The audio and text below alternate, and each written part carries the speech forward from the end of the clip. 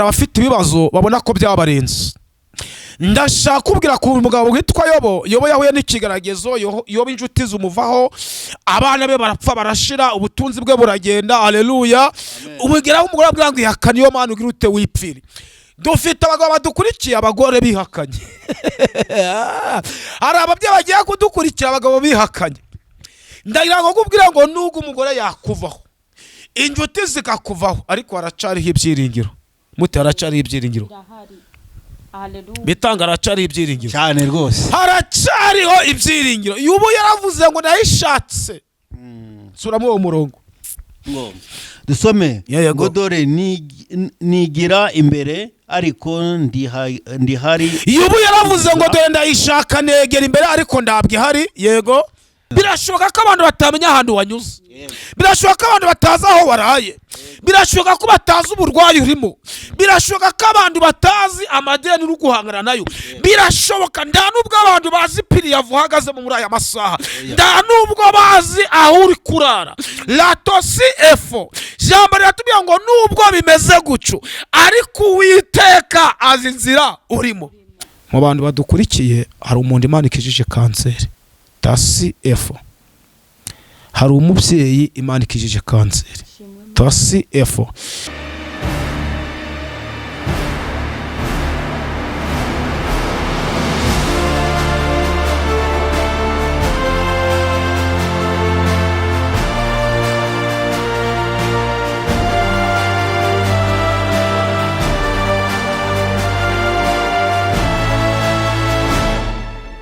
Mbahaye ikaze na karibu kuri Derifins TV nka buri munsi. Yesu ashimwe bwoko bw'Imana nshuti z'umusaraba. Ndahamya ntashidikanya ko mumeze neza, natwe tumeze neza, turashima umwami Yesu. Ariko none uyu munsi ntago turi twenyine, turi kumwe n'indi televiziyo ahangaha, umunyamakuru wayo kandi nyirayo, Gitangaza TNTV. Ni karibu rero. Murakoze cyane kutwakira ahangaha. Imana y'amahoro ibane namwe. Natwe twagize umugisha wo kuza ahangaha kugira ngo tuganire ijambo ry'Imana. Abakunzi bacu ba Gitangaza NTV turabakunda cyane bivuye ku mutima. Niyo mpamvu uyu munsi muri kubona twaje ahangaha kugira ngo tuganire ijambo ry'Imana. Murahabona hariho n'undi mugabo, umukozi w'Imana ushima Imana, nawe ni umugabo areshoboye kwivugira, ababwire turamwakiriye. Ni karibu. Yesu nashimwe. Yesu ahimbaze. Mana ishimwe yabanye natwe mu bicuku bya nijoro.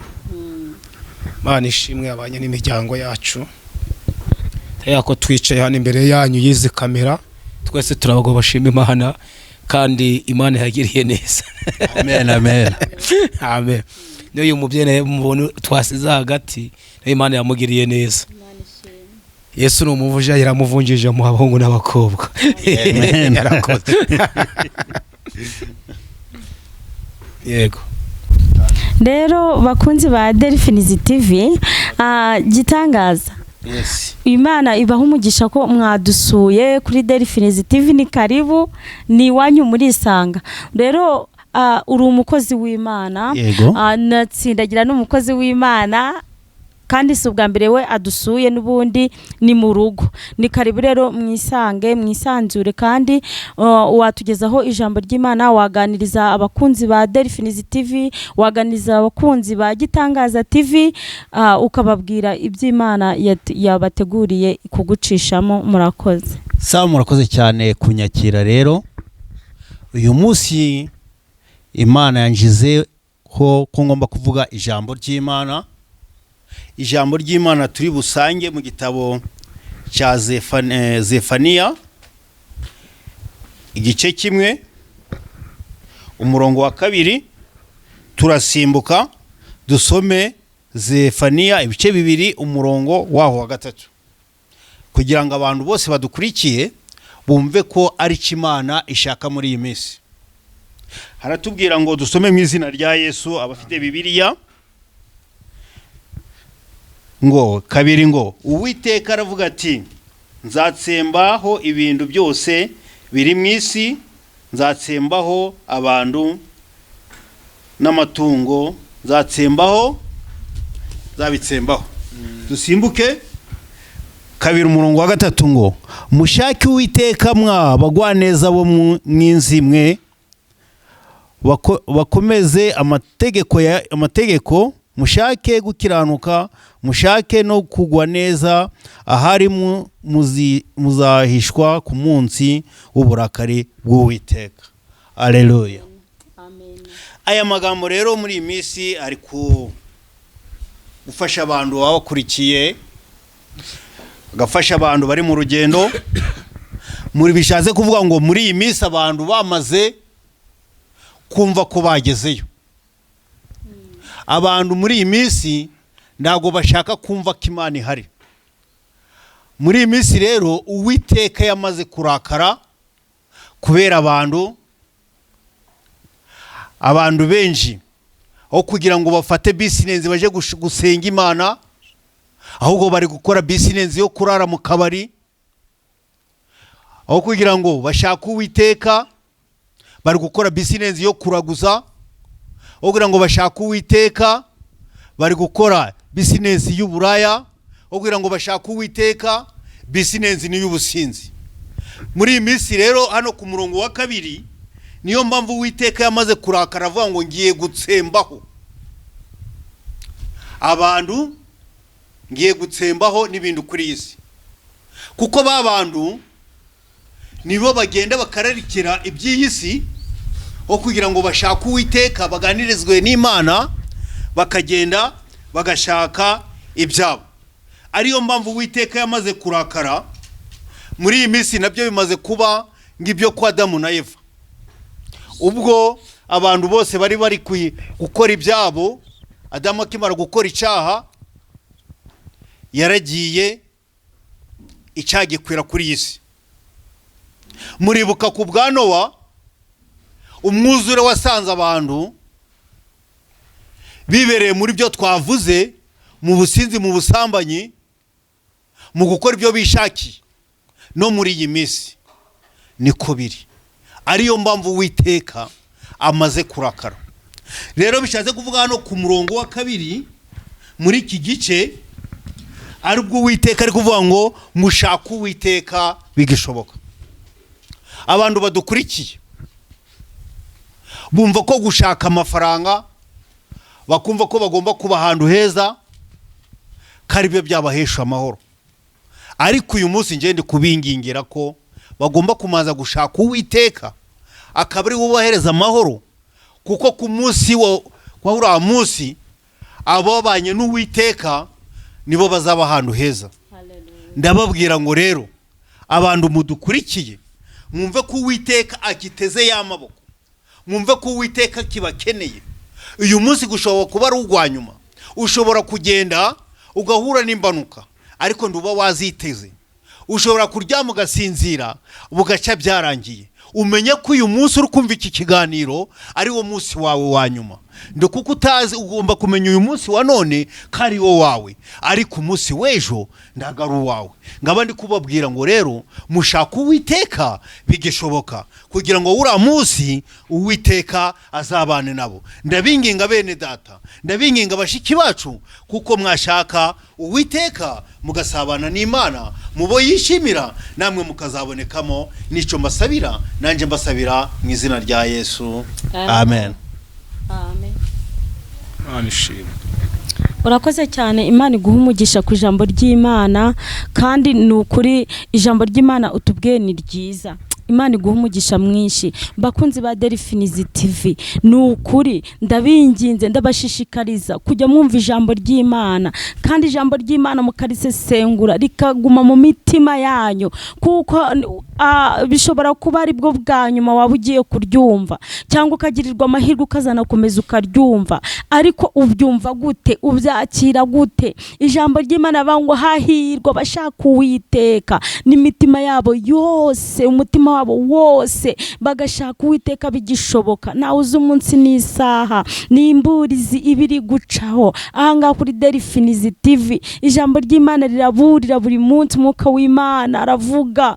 haleluya kuri Gitangaza TV abakunzi baho mukurikirana ijambo ry'Imana kandi ni ukuri mbashishikariza gukizwa gukurikira Kristo kuko Kristo niwe nzira n'ukuri n'ubugingo. Kristo niwe utanga ibyo byose duhiga twirirwa dushaka. Kristo niwe byose kumufite no kumuzi kwamusobanukiwe ntacyo wamuburana n'ukuri.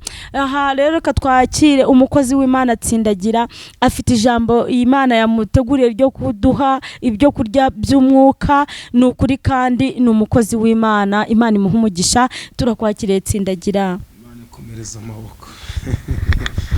Murakoze neza. Imana ibaha umugisha kandi Uwiteka atwambika imbaraga muri iki kiganiro turimo kandi abari baboshwe babohorwe mu izina rya Yesu. Amen.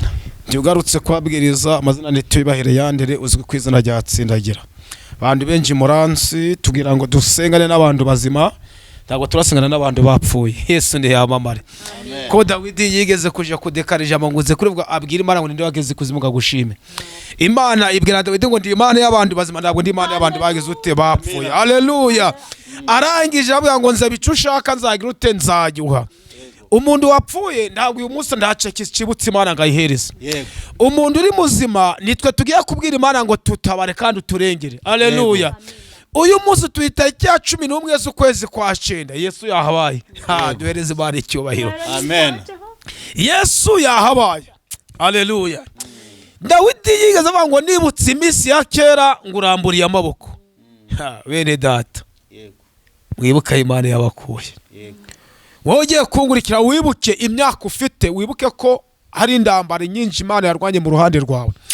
Kandi ibi nzigaye misi kubya abantu ngo ibiduteye ubwoba ni umuyaga ibikomeye Yesu aba yabisigaranye. Haleluya. Izi ndambara urwana ni izoroshe izikomeye Yesu aba yazisigaranye. Azirekuye zahita ziguhitana. Imana yacu nishimwe. Rero tushimye Imana iduhuje. Dushimye Imana itumenyekanishije ahantu. Dushimye Imana yarinze uyu mupapa aho wavuye nikore ntahumvishe. Urakoze cyane. Nikure. Yego. Shitani urugendo bayarugize rugufi ariko Imana yabanye nawe yakubereye umupayiroti nawe uyibohera umugenzi. Nanjye ubwanjye kwange za kwa MUTESI nanjye wanjye nubwo atari kure cyane ariko hari nugwa muri dusha ari mu nzu ye akava mu mwuka.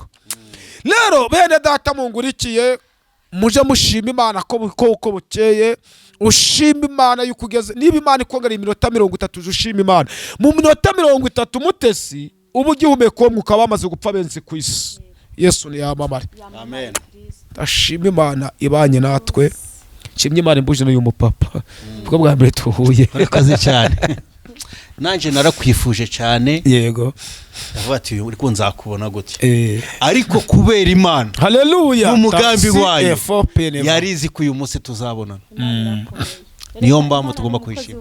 Sawa yari yingiye wambamagara kuri telefone byango uranjyaka ariko umunsi ari yunguye. Rero reka nyenjire yisengesha muri njire kibwirizo. Turagize ubwoko bwayo. Tuvuge ngo Imana imanuke ibane natwe. Guzo by'abantu ngo mwuka atatuyoboye. Twatemaga abandi. Kandi Imana iturinde no kuvagirwa. Mana yacu, Mana yo kwizerwa, uri Mana yo kwiringirwa, uri umukozi w'umuhanga, uri isambi itarumba, uri igiti c'ingansa marumbu, habwa icyubahiro muri aya masaha. Twagushimaga ngabagabo ko waturinze, twagushimaga ko ababyeyi wabarinze, abana bacu wabarinze Kristo efota pinevaya. Mberuka hangaha dusengera abana bacu ngo bazaje ku mashuri. Ndi kugushima kuko wacinzira abana bacu bakagera ku mashuri ari bazima.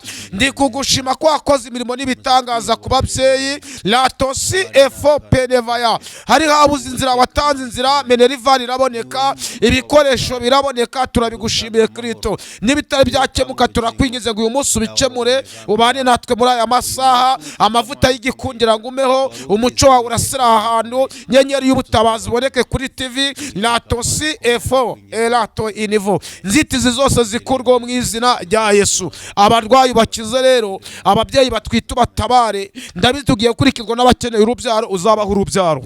Habwa icyubahiro. Ababuze urushoro urubahe. Turarubasabiye. Abafite abakeneye akazi ubaha akazi.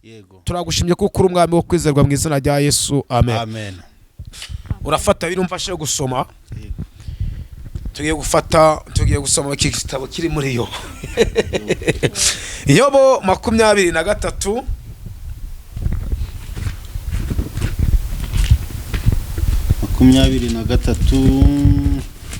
nahageze. Tugiye gura ku murongo wa 8 no wa 9 ndago ndaje kure. Tusome mu izina rya Yesu.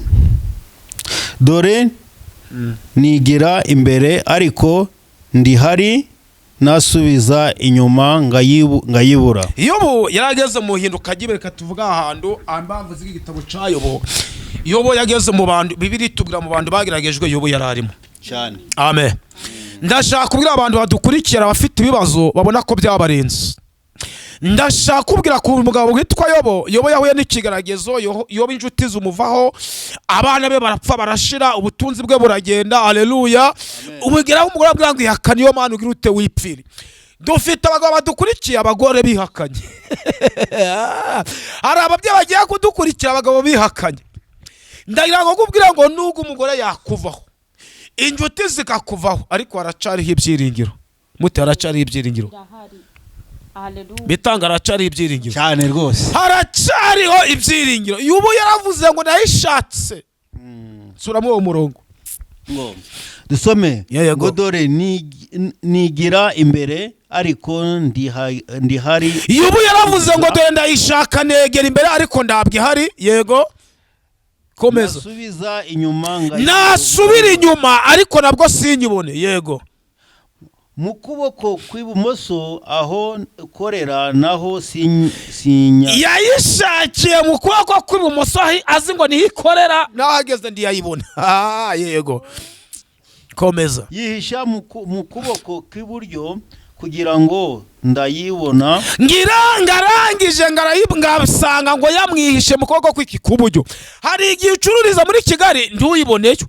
Wayishakira ibyumba nduyibona. Haleluya. Waje kuyishakira mu Ruhengeri ugacuruza biceme ukavuga ngo none nageze musaze ndayibona. Yesu nashimwe. Yubura ngo ndayishakiye mu kuboko kw'uburyo ndayibona.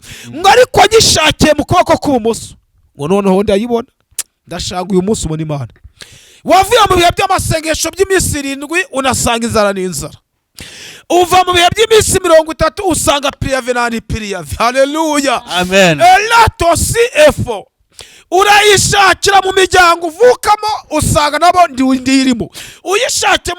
Uyishakemo washaka usanga nabo bose baguteye umupira. Ariko yuravuga ngo nuko ibyo byose bihari haracari ibyiringiro mute. Amen. Aravuga ngo haracari ibyiringiro yuko y'igiti gitemwe congera kagira ute kigashibuka. Komeza hepfo.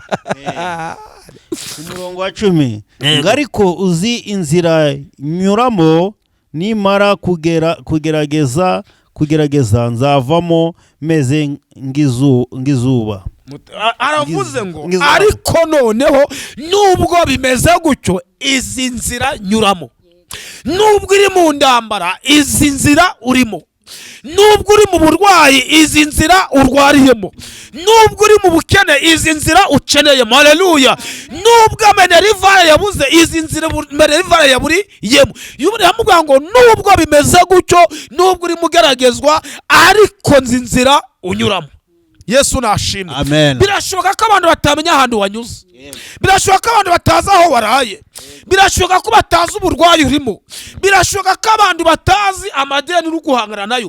Birashoboka nda nubwo abantu bazi piriyavu uhagaze muri aya masaha. Nda nubwo bazi aho uri kurara. Latosi efo. Jambo riratubwira ngo nubwo bimeze gutyo ariko Uwiteka azi inzira urimo. Amen. Haleluya. Wa mukobwa nubwo ubukwe buri gupfa Imana izi ahantu ubukwe buri gupfira. Nubwo bari kubona ndagaciro ufite Yesu azagaciro kabikari kuko aho unyura irahazi. Tasi efo. Aho urenganiye irahazi. None sisi dotaye. Aho ubwishu bwawe bwava Yesu arahazi. Aho ibucuruzi bwawe bwava MUTESI Yesu arahazi. Aho abaterankunga banje bava Yesu arahazi. Uyu musajambo yavuze ngo hari kurira umuntu kwararira umuntu nijoro ariko bwaca mu gitondo. imbundu zikavuga. Nuko Yesu azaho imbundu zava, nuko Yesu azaho amashimwe yava, nuko Yesu azaho igisubizo cyawe kiri, nuko Yesu azaho imodoka yawe yava, Yesu azaho ubucuruzi bwawe bwava, Yesu azaho urubyaro rwawe rwava. Haleluya. Latosi efo. Wikangwa n'imyaka umaze mu ikode, wikanga n'imyaka umaze mu nzara, nubwo isafuriya yawe wayimaritse, nubwo imbabura yawe ideruka amakara, Yesu azaho umufuka w'amakara wava. Chambira ijambo kanywa wahungurikiye. Haleluya. Nubwo ubukwe bwawe buri gupfa, Yesu azaho umusore yava ubukwe bugakoreka. Latosi evo. Nubwo cyamuna ari hari, Yesu azaho iyo cyamuna riri, azaho amafaranga gava cyamuna ari gahagarara, azaho umukiriya w'umugisha yava. Haleluya. Latosi efo. Yubu gatanu gatanu ngo hamagara none hari wagira ute hari wakumva. Uyu munsi nahamagara Mutesi nanyitabe. Yego. Ngamagara bitangaza turi kumwe nanyitaba. Haleluya.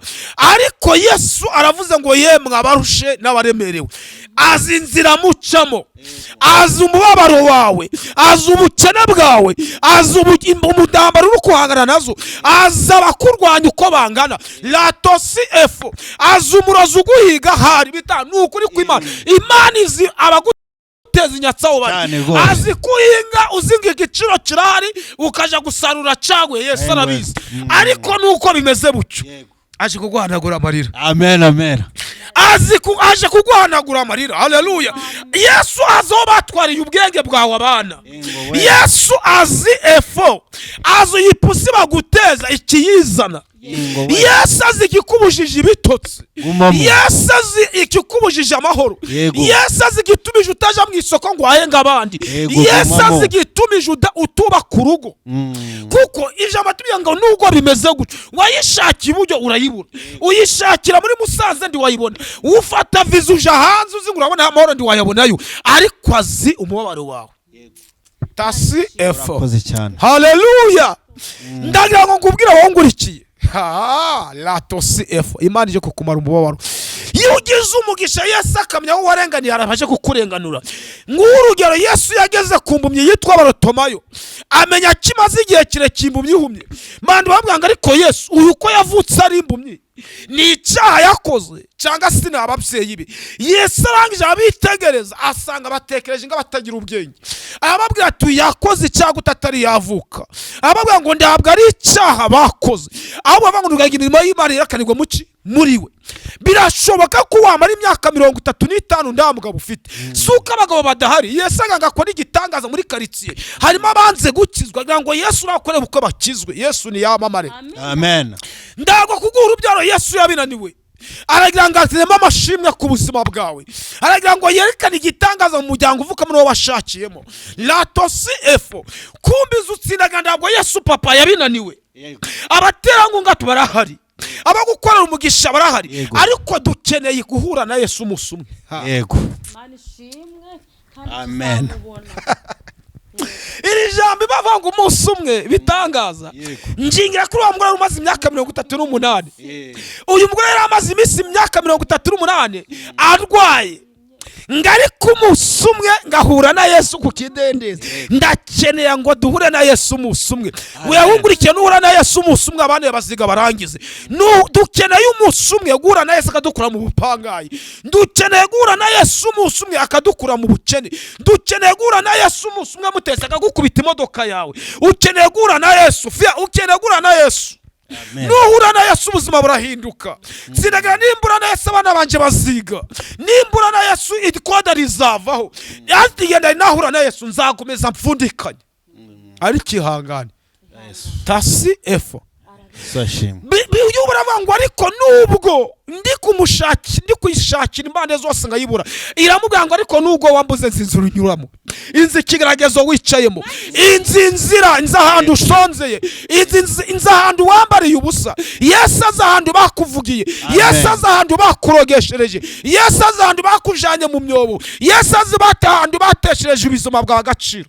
Yesu nashimwe. Komeza hepfo. 11. Yego.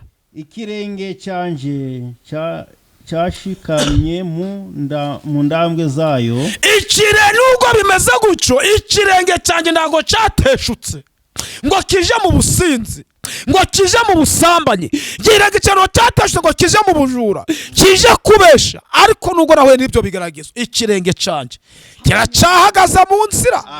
Icyamba indambara ukugwana nazo uyu munsi, ikirenge cye kikagumiza kwa mu nzira ugahura na Yesu. Abakobwa bananiwe gutegereza, banyuze mu zindi nzira. Abagabo bananiwe gutegereza, banyuze mu zindi nzira. Abagore bananiwe gutegereza, banyuze mu zindi nzira. Abasore bananiwe gutegereza, banyuze mu zindi nzira. Umuntu wanyuze mu yindi nzira aja mu bapfumu. Umuntu wabona uburwayi burambaye, uburwayi akarambirwa gusenga, akaja kubaza kwa Sarongo ngo ni hehe latosifo.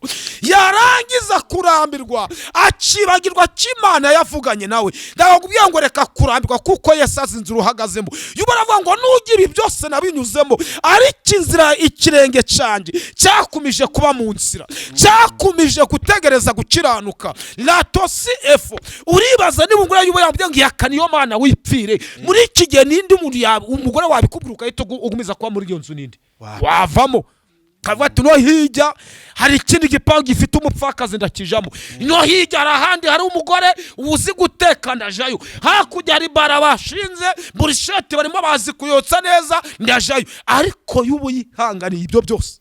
Amen. Reka nguha amakuru nugumiza kwihangana arabo Yesu aracamande bagaruke kugushaka. Amen. Haleluya. Mwakoze cyane. Nubwo bimeze gutyo, wamuvuga ubutumwa nugumiza kwihangana abantu bazagushaka. Wamuhanuzi we hanura ndibakumve, nugumiza kwihangana muri iyi nzira abanyamahanga bazaza bagushake. Latosifo Yobo yakomeze kwihangana, Imana ifata Derifins bamuvuze nabi ibamucira amande, babya ngo ibateza uburwayi, babya ngo mumwikorere muje kwayo. Abona barambikeho ibigaza bita uzika abantu Imana igiye gucira amande kuko abatwa. Koze cyane. Hari abagusuzura gufata ijambo baravuga ngo ibyo urimo ndaho bizava naho bizagira baravuga. Ariko reka ngo nguha amakuru afatika uyu munsi, ikirenge cyane kigume muri iyi nzira ya Kristo. Yego. Abandi bazakugarukira. Ijambo ryabyo ngo bazatugarukira nje ndo bakugarukira Imana itari yahindura ubuzima. Ndago bakugarukira utari wambara ishati nziza. Ndago bakugarukira uriya mwana wawe atari yarangiza amashuri. Umusa azaba Uwiteka yakoze Derifins akamukorera operation ubwenge bwe bukagaruka. Abandi bazakugarukira. Amen. Yesu nashimye. Komeza. Inzira yayo narayikomeje sinateshuka. Yubaravuga ngo inzira yayo narayikomeje sinateshuka. Ndashambira abantu bateshutse bakava mu nzira bagarukira. Mugabo garuka, wa mubyeyi we garuka, wa mukobwa warateshutse uva muri rimbyi garuka, wa muhanuzi warateshutse uva mu buhanuzi garuka, wa muvuga butumwa warateshutse uva mu nzira garuka. Latosifo hari n'abashumba bavuye mu nzana bone bagarukije. Mwongere mugaruke ku isoko Yesu arabategereje. Wa mukobwa va mu bitagira umumaro ugaruke, kuko numara kugaruka Yesu azakugirira neza. Numara kugaruka Yesu azakugarukaho. Yaravuze ngo haracariho ibyiringiro yuko y'igiti gitemwe cyo kagira ute kigashibuka. Komeza. Amen. Amen. Ndabwo nasubiye inyuma ngo mve mu mategeko yategetse. Yego. Ndetse amagambo yo mu kanwa kayo yambereye ubutabazi. Noneho yuravuga ngo noneho nubwo bimeze gutyo amagambo yo mu kanwa kayo nagumije kuyategereza ambera ubutabazi. Amen. Ndashaka ngubwira ngo amasezerano Imana yakubwiye nugumiza kwizera ugatsenga Imana utabivanze yego uzatabarwa, ariko nuramukubivanze uzatahamara amasa.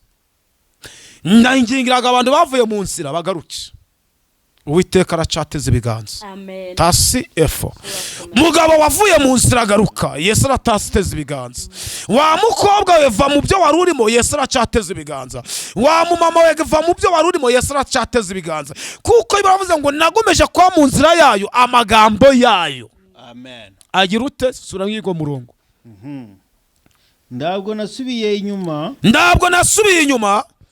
ngo mve mu mategeko yategetse. Mve mu mategeko nategetse. Ndetse amagambo yo mu kanwa kayo yego yambereye ubutunzi amagambo yo mu kanwa kayo yambereye iki ubutunzi yego bundutira ibyo kurya bingwiriye bunditura ubutunzi byandutiye ibyo kurya bigize ute bungwiri bivuga ngo uyu munsi araho yubu Imana yamushumbushije amen ibyo byanyazwe Imana irabimugarurira yego inshuti z'Imana irazigarura cyane inga z'Imana irazigarura yego urubyaro rw'Imana yarugarura haleluya inzu y'Imana irayigarura urucuruzo rw'Imana yarugaruye imodoka z'Imana yagize utera zigaruye amen akazi cece Imana yarakagarura ndangije ngwifurije ngo guma kuri Yesu kwa Yesu niho hari ubutunzi buzima kwa Yesu niho hari ubutabazi kwa Yesu niho hari amafaranga kwa Yesu niho hari amahoro yego muri misi naganije n'abantu babwira ngo ndabwa amafaranga atanga ibitutsi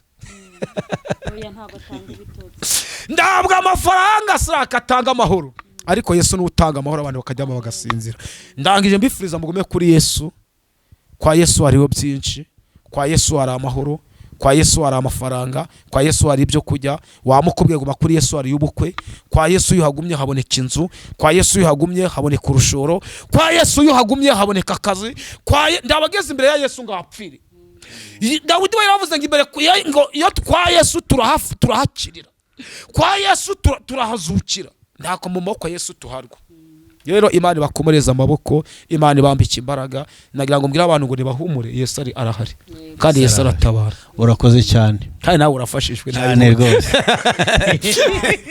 oya twafashije ahubwo n'abantu badukurikiye oya nabo bafashwe kandi abarwayi barakira kuko ari abantu Imana igiye gukiza nukuri mutereka mbabwire buriya Imana igira neza naka gasura dufite niyo cyane oya niyo pe oya reba ku bwa kavukire yawe niyo ku bwa kavukire yawe wari uzi ko uzagira agaciro oya wari uzi ko uzagira ijambo oya wari uzi ko mu mudugudu bagwa makazi wari uzi ko mu murenge bagiramo ijambo iyo hataba amaraso ya Yesu cyangwa se ngo Yesu aje gutabara akareba inzobe wewe wari kuzarebwa ryari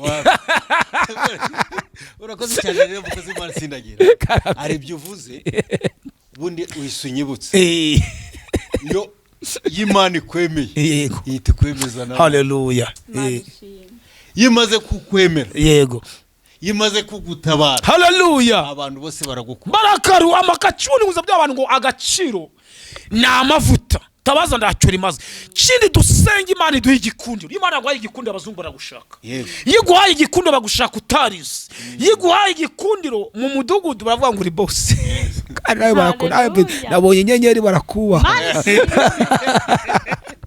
nubwo ndakundwa na bose ariko cyane abatari kukumva muri iminsi bagiye kukumva kuko mbonye Yesu aciye inzira kandi mbona Yesu akwiga isuzuguro ku buzima bwawe mbona Yesu akwiga isuzuguro ku rubyaro rwawe mbona Yesu akwiga isuzuguro ku mufasha wawe Imana irambwira ngo hari umuvumo Imana ikuye ku rubyaro rwawe TSIFO arakoze Yesu ko nagiye kumva numva Imana yambye ngo abana batwawe ubwenge ariko Yesu agaruye ubwenge ku rubyaro rwawe TSIFO mukarambira ngo hari ibyo wagiye ugerageza gufata bikanga ari kirambye ngo 2026 tugiye kwinjiramo nuko Imana guzaba umwaka w'umugisha amen Yesu guzaba umwaka w'umugisha arakoze cyane ikindi mu buhinzi Imana igiye gutanga mu mugisha amen ariko ndukabije wenyine kuko mbonye Imana ifunguye amarembo oya karame oya cyonziko yego Imana TSIFO ikunda abantu nukuri kandi yaravuze ngo niba ngo cyane abo mu nzu ya rero mu muduzu ya data nibizane nabo bagiye oya Imana nukuri ndubwira ngo nugushusha inguru ngiye mbonye Imana ikuye urupfu mu rugo rwawe mu rugo kwese urakoze cyane ubwo wari umaze igihe kirekire ufite ubwoba ariko ubwoba nibushire kindi umwuka aramye ngo ningubwire Imana ikuye akagambane ku buzima bwawe TSIFO nama zakorwaga bwihishwa ariko Imana yabye ngo ari byitatanyije kandi hari igisuzugura Imana ikuye ku buzima bwawe hari uburwayi bukomeye Imana ikuye muri uwo mugongo TSIFO kandi Uwiteka agutabara azindutse n'Imana igiye guhindura ubuzima kindi mutese mbonyerekwa Imana yabye ngo ikurinze kuva Imana ikurinze kuva ikurinze ibitaro bikomeye kandi data avuganye nanjye mu byo ngushira umutima hamwe ibyo ubona ko bidashoboka Yesu arabishoboye ni umufasha utabura kuboneka mu byago no mu makuba.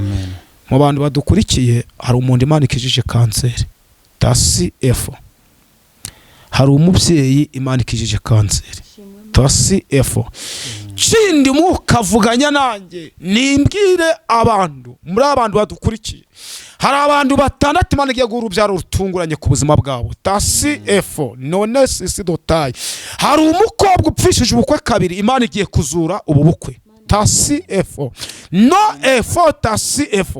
Hari umwana wari wabuze icyerekezo cyo kuja ku ishuri Imana iciye inzira agiye gusha ku ishuri TSIF TSIF. Mwuka aranzanzamya ngo nimbwire uyu muntu watakaga urubavu rw'ubumoso hari icyo Imana igiye gukora muri urubavu rw'ubumoso la TSIF TSIR. Hari umuntu wajyamaga akabona nta bitotsi afite, uyu muntu amamagare musengera abone ibitotsi mu izina rya Yesu TSIF. Kindi ndacerekezo wari ufite Imana gutanga icerekezo ku buzima bwawe, wari ugezemo ideni ry'ameza ne mu nzu wavugaga ngo Mana ngo ngiye kuyikorera ibintu ngende nijoro, reka kugenda nijoro ugiye kugenda ku manywa Imana igiye kukwishurira ideni. Amen. Uyu muntu yari arimo ameza y'inzu yari gupanga kugenda yimutse ng'umujura wikimuka ng'umujura Imana igiye kukwishurira ku manywa kuko mbonye Imana itanze ubwishu TSIF. Mbonye Imana ihinduye ubuzima, imikorere yawe yahagaze wa mucuruzi Imana igiye guhindura imikorere yawe TSIF. Umaze kudepoza ahantu hatatu bataguhamagara ugiye kudepoza kane baguhamagara uje mu kazi. Mbonye umufugisha ukwinjiza mu kazi, mbonye urufunguzo rukwinjije mu kazi, mbonye TSIF. Imana itanze andi mahirwe mashasha ku buzima bwawe TSIF. Ukoreye perime gatatu usha Imana ije kuguha perime, Imana ije kuguha perime. Umaze gukorera provisoire injura ya gatanu Imana izaguha provisoire TSIF. Imana ifunguye amarembo. Hari abantu Imana ikoye igisuzuguriro, hari n'abantu Imana ikoye icangiro cy'abo babakobwa. Kindi hari umugabo hari umudayimoni Imana igukubitiye wa mugabo mu rugo rwawe wagiraga mu nzu bikanga ariko Imana yishuye umudayimoni TSIF. Imana yinjiye muri iki cyumba aruburiyemo amahoro, Imana itangemo amahoro. Niyo itanga amahoro abantu bakajyama bakagira ute bagasinzira. Imana ifunguye umugisha, Imana ikoze ikidasanzwe. Kandi hari abantu barindwi nanone Imana ikuyeho ibisazi, haba abandi imitwe yabo yabajyaga ariko Imana ikuyeho uburwayi bw'umutwe TSIF. Hari undi munyeshuri wa mubyeyi wari ufite umwana agiraga mu shuri wamujanye uri gusunika, hari ibitero byabigiye gutuma umuga agaruka, kandi ndabona uyu munyeshuri ageze kaminuza ariko Imana ikoye igisuzuguriro TSIF. Imana ibaha umugisha. Message nari mbonye nabwiraga ubwoko bw'Imana urakoze cyane amaboko. Imana iguhumugisha mwinshi kandi ukuri. Imana ishimwe, Imana ihabwe icyubahiro, ikongere amavuta, yego ikomeze umurimo wayo muri wowe. Imana ishimwe, Imana ihabwe icyubahiro. Ni ukuri bwoko bw'Imana, bakozi b'Imana, nshuti za Yesu, nshuti z'umusaraba, mwebwe turi mu nzira imwe yo kujya mu ijuru. Ndabinginze ni ukuri ijambo ry'Imana ryiza rijye mu mitima yanyu, rishingemo imizi, ntirice mu gutwi kumwe ngo rijye mu kundi, ahubwo rihora ridingana muhore muryumva. Kandi ni ukuri mugenze uko Imana ishaka. Ijambo ry'Imana yatubwiye ngo nta yindi password, nta kindi wakora cyaguha amahoro, nta kindi wakora cyagukiza uburwayi ufite, nta kindi wakora cyakugaburira, nta hantu wahigira amaboko, nta hantu wahigira amahoro. Nubwo watega indege ukajya mu bihugu byo hanze hose Buraya ze ukahazenguruka, nta mahoro wabona.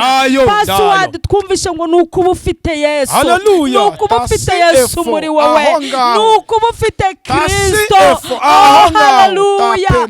Nuguhamagara Kristo, gushaka Kristo akatubona, maze akatubona akabona ko tubuze amahoro, maze akatubona akabona ko dushonje, maze Kristo akatubona akabona ubukode. Uyu mupapa wataye urugo muri mu gihugu cyo hanze muri Amerika mugaruye mu rugo rwe la TSIF penemaya. Uyu mugabo bahaye ibintu bakaruvamo mubohora garuke mu rugo rwe TSIF neba none vose sidotaye abo ingozi muzamoro z'amahoro TSIF peta sevo nini vose sidotaye tayi izi ngo ziha amahoro izi ngo ziha amahoro izi ngo ziha amahoro uyu mwangaro bateje mu ngo uyu mwangaro nuveho tasi yabivuze neza ngo yahuye n'ibigeragezo yishimisha urugo ararwara umugore n'inshuti barabikana ngo ariko ikirenge cyakomeje kuba mu nzira ntago cyateshutse ni ukuvuga ngo ikirenge cye umutima we n'amaso haleluya ngo yagumije kuba ku Mana ye haleluya nawe hanga amaso kuiteka hanga amaso bakuvana amaso ku bantu hanga amaso kuko Kristo ari utanga ibintu byose haleluya ngo ikirenge cye ngo cyagumye mu nzira Imana ihabwa icyubahiro reka ikirenge cyawe haleluya nikirebe ku burwayi oya reka ikirenge cyawe nikirebe ku bigeragezo urimo ijambo ry'Imana ryatubwiye ngo irabizi izi nzira unyuramo izi ahantu uhagaze izi gitanda uryamyemo izi shambura urayemo izi cumba urayemo kwa muganga izi gitanda uri kubabarizwamo izi ahantu ari gukongerera umwuka izi ahantu wabaye pararivize latosi efo izi deni uri guhangana naryo izi deni rideni rarizi izi ubwishyu bari kukwishyuza izi tsindagira ahantu undi Imana iri mu kazi Yesu araje ari mu kazi Yesu aje guhindura ubuzima ihangane mwene data latosi efo Imana ihinduye ubuzima Imana ibohoye ubuzima bwawe Imana ibohoye ubuzima bwawe Imana ihagaritse uburwayi Imana ihagaritse pararize Imana ihagaritse diabete iyi kanseri Imana yahagaritse uyu muvamaraso Imana yahagaritse latosi efo pelavo sisidotayi aya maguru yawe aya maguru Yesaya yakanze aya maguru Yesaya yakanze aya maguru Yesaya yakanze duhanga amaso yacu Kristo duhanga amaso yacu ndagushimye kuko zigitangaza ndagushimye kuri urugo rwanze wari rusenyutse uje kurwubaka tasi efo wa mugabo tugukuye aho uri latosi efo aho ndari ubuhungiro uri garuka mu rubyaro rwawe garuka mu rubyaro rwawe garuka mu rubyaro rwawe fota pita sevo tuzi kushobora byose garuka mu rugo rwawe byabitumije uva mu rugo rwawe uru rugo rugarukemo kandi amahoro aboneke latosi efo petasi maze bose ubagirire neza ubakize Kristo uri mwiza kumvishe gusenga kwacu izina ryawe rihabwa icyubahiro papa kumvishe uburwayi turagushimye kari umubyeyi uri kwiseta y'amasaha urinze kugwa kwiseta latosi efo umuhaye umwana w'umukobwa w'umugisha pela latosi efo la latosi efo bari babuze icyerekezo ibise byari byabuze ariko ukoze operasiyo murinze kugwa kwiseta habwa icubahiro kuzamuka utanze amashimwe habwa icubahiro kutanze urubyaro habwa icubahiro kutanze gutwita tasi efo habwa icubahiro kari ibyo ubohoye latosi efo habwa icubahiro Yesu turagushimye kuko uri Imana yo kwizerwa mu izina rya Yesu Kristo amen amen nukuri abo Imana izagirira neza abazakira muzaze mushima Imana Imana ikunda amashimwe abarushye n'abaremerewe nabo buriya inyungu yo gushima Imana igirira neza n'undi wari urushye mu kigo cyawe uri inyuma yawe kuko yumvishe ko Imana yakugiriye neza mujye mureka gucecekana amashimwe Imana nigugira neza ikagukiza nikuvana mu gukora umusozi wose Imana iragutabaraho ni ukuri uzajya ushima Imana ihabwa icyubahiro rero ibaha umugisha kandi mwakoze cyane mwakoze cyane umukozi Imana niko kazi kacu yego kandi icyo dushinzwe kubwira abantu ko imitima yabo bagubwa neza dushoje gutya rero Imana ibane natwe ibane namwe mwese amen.